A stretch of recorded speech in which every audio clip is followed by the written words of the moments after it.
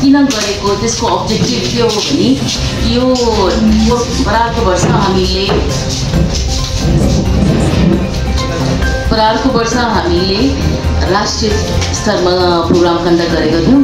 त्यसको सफलता हेरेर योपालि किन अन्तर्राष्ट्रिय स्तरमा जाउँ, हाम्रो राष्ट्रिय बच्चाहरू, हाम्रो आफ्नै भ्यालीको बच्चा, आफ्नै स्कुलको बच्चाहरूले पनि अन्तर्राष्ट्रिय स्तरमा अन्तर्राष्ट्रिय स्टुडेन्ट्सहरूसँग कम्पिटिसन गर्दा कस्तो फिल गर्दा रहेछन्, उनीहरूले कसरी खेल्दा रहेछन्, उनीहरूसँग पनि कसरी सिक्छन् भन्ने उद्देश्यले योपालि हामी अन्तर्राष्ट्रियमा गएको छौँ।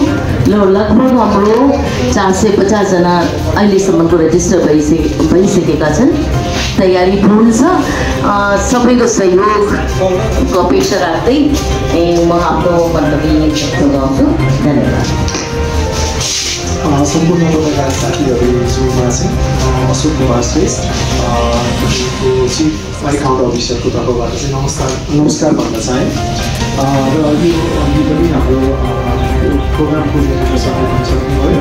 राष्ट्रिय पनि इन्टरनेसनल गरिरहेको तर त्यतिखेर चाहिँ नेसनल वाइड चाहिँ गर्नुभएको प्रोग्राम।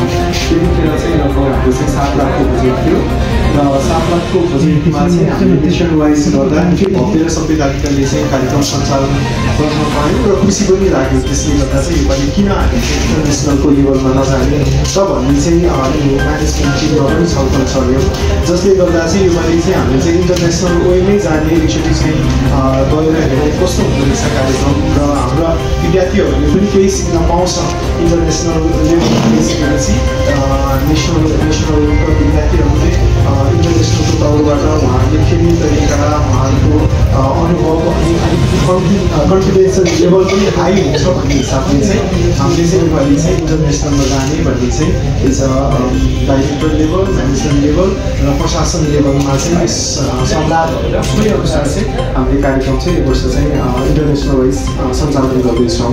यसमा चाहिँ लगभग हाम्रो चाहिँ योपालि चाहिँ हाम्रो बजेट हाई कोर्स चाहिँ नेसनल वाइज हुँदाखेरि चाहिँ हाम्रो सिन्डिकेट खर्च भएको थियो भने यो वर्ष चाहिँ तपाईँको 20 लाख चाहिँ हामीले अनुमानित खर्च राखेको छौँ। यसमा चाहिँ थोरै तलमाथि हुनसक्ला र जसमा चाहिँ अहिले चाहिँ हाम्रो पार्टिसिपेन्ट कोर्स चाहिँ नेसनल वाइज हुँदा चाहिँ 300+ चाहिँ पार्टिसिपेन्ट विद्यार्थीहरू हुनुहुन्थ्यो भने योपालि चाहिँ इन्टरनेसनल वाइज टुर्नामेन्ट गर्दा चाहिँ लगभग हाम्रो चाहिँ 250+ चाहिँ पार्टिसिपेन्ट चाहिँ अहिलेसम्म चाहिँ लगभग कन्फर्म भइसक्नु भएको छ।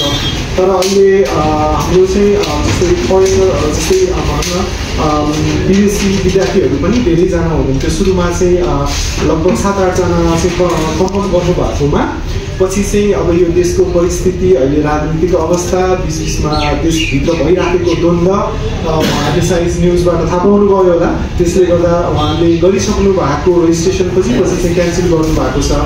अहिले क्यान्सल गर्दा पनि हामीसँग चाहिँ 4वटा चाहिँ नेपाल चाहिँ 4वटा देश चाहिँ यसमा चाहिँ पार्टिसिपेट लिने हुन्छ सबैजना विद्यार्थीहरूले।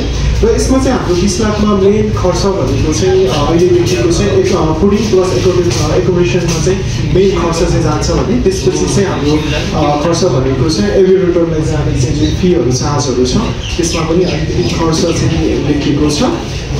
र त्यस्तै अब यसमा भनेको अब अरू भनेको